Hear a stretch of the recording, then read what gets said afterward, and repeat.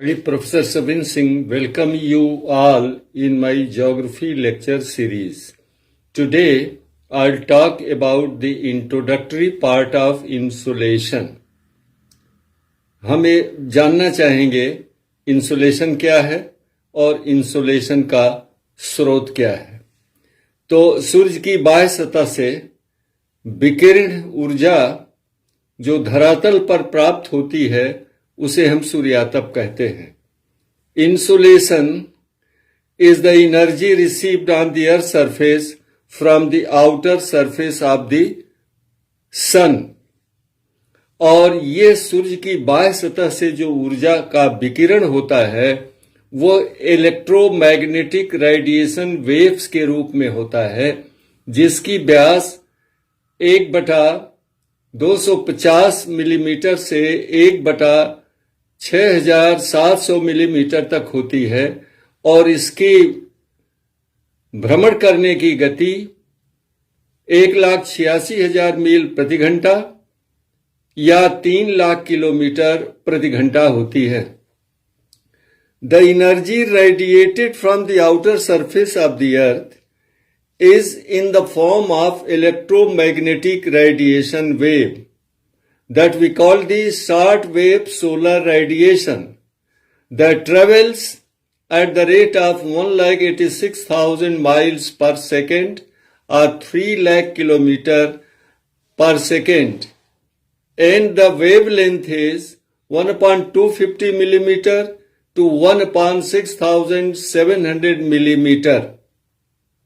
And this is the short wave solar radiation, whereas the radiation from the earth's surface is the long wave terrestrial radiation.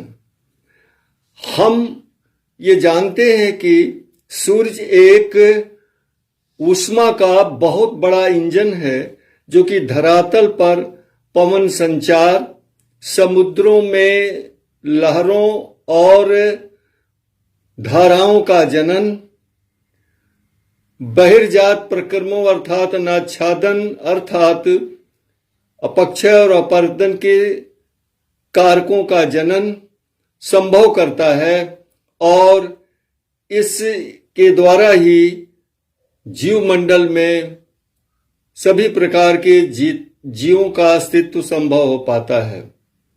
The sun is A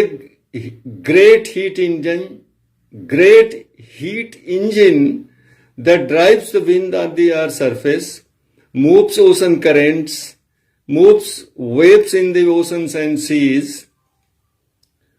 makes life sustainable possible in the biospheric ecosystem, and generates exogentic processes of weathering and erosion on the earth's surface.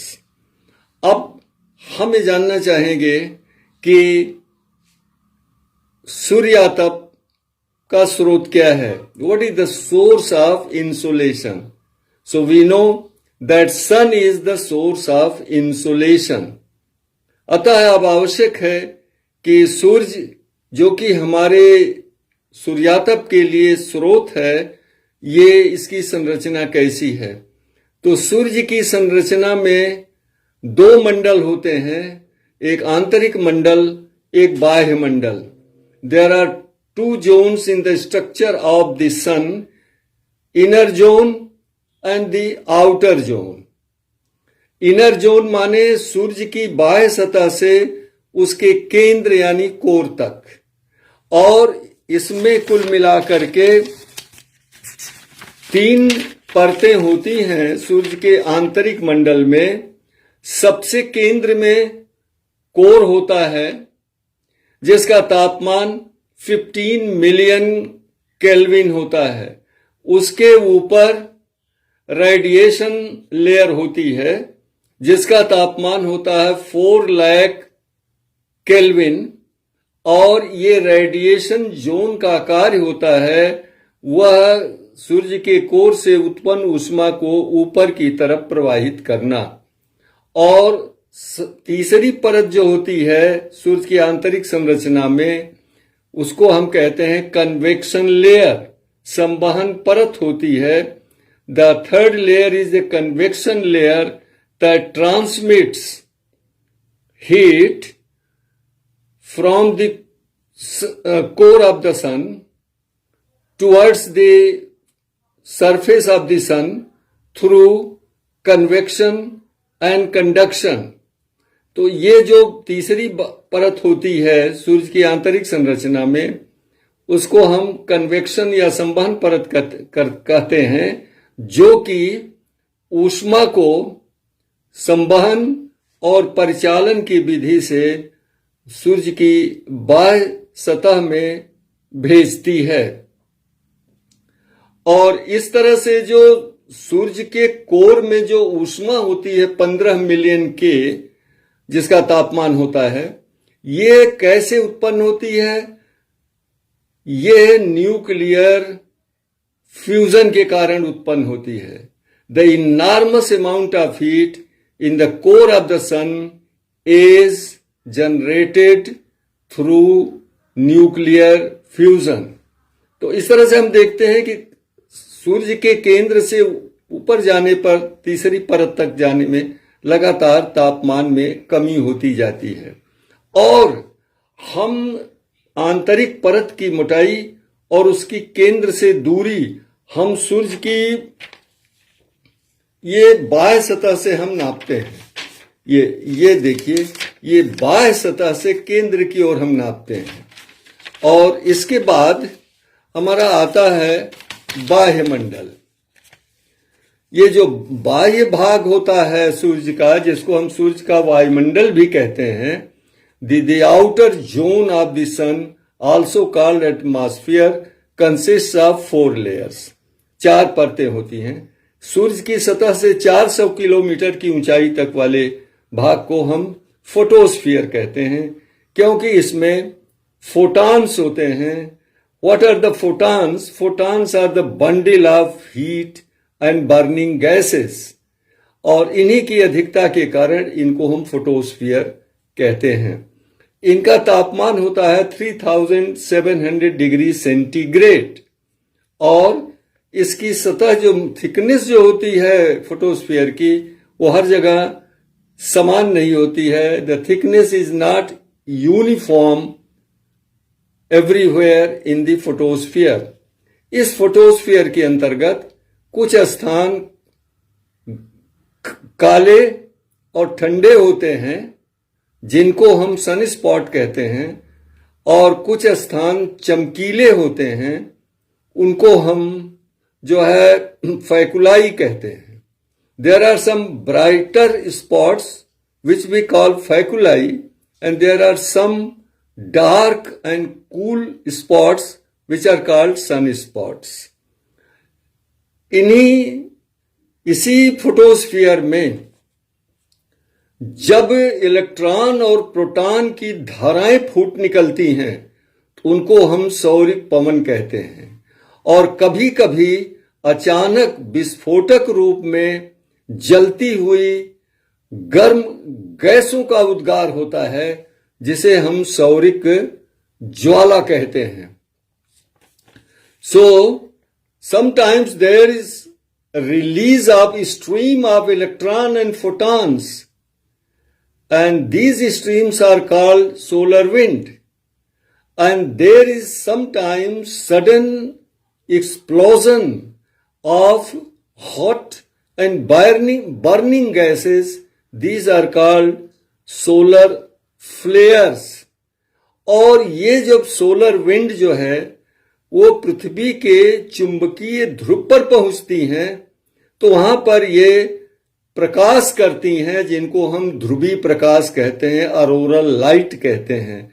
When these solar winds reach the polar magnetic field of the earth, they produce light, and that is called auroral light. See, उत्तरी गोलार्ध में उत्तरी ध्रुवीय प्रकाश और दक्षिणी गोलार्ध में दक्षिणी ध्रुवीय प्रकाश कहते हैं। बोरियल अरोरा या अरोरा बोरियल एंड अरोरा ऑस्ट्रालिस। ऑस्ट्राल माने दक्षिण होता है, इसी आधार पर ऑस्ट्रेलिया का नामकरण हुआ, क्योंकि सबसे दक्षिण में। और ये फोटोस्फीयर ही एक्टिव पार्ट है जिसको हम देख भी सकते हैं। फोटोस्फीयर के ऊपर होता है क्रोमोस्फीयर, जिसकी ऊपरी सीमा जो होती है सूर्य की सतह से 2100 किलोमीटर होती है। The upper limit of chromosphere is 2100 kilometer from the solar surface, and the temperature here increases to 7700 degrees centigrade, but we cannot see with naked eye this chromosphere. और क्रोमोस्फेयर के ऊपर एक तीसरी कम मोटाई की पतली परत होती है जिसको हम ट्रांजिशन लेयर कहते हैं। There is a thin transition layer surrounding chromosphere and the thickness is only 100 kilometer, but the temperature suddenly rises to 5 lakh centigrade। और ये जो ट्रांजिशन जोन है, दिस ट्रांजिशन जोन जो होता है वो केवल 100 किलोमीटर की मोटाई का होता है, लेकिन इसमें तापमान अचानक बढ़ जाता है जो 5 लाख डिग्री सेंटीग्रेड हो जाता है।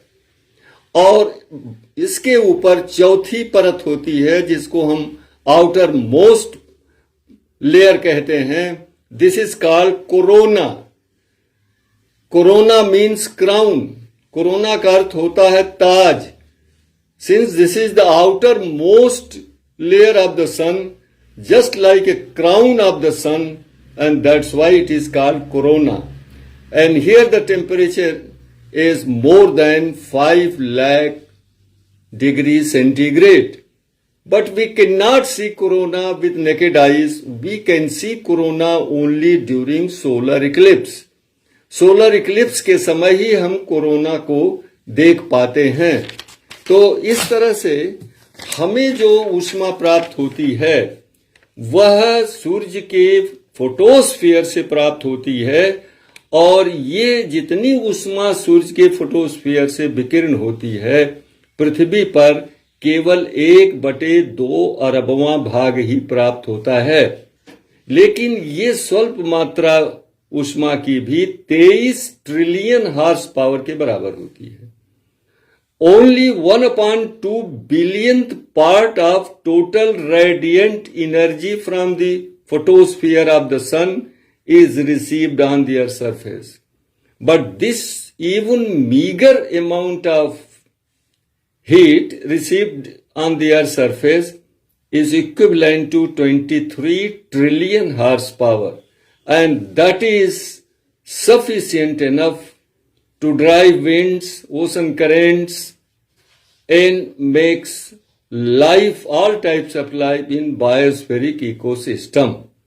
तो सूर्यातप हमें जो सूर्य से ऊष्मा ऊर्जा प्राप्त होती है धरातल पर, उसी को हम सूर्यातप कहते हैं।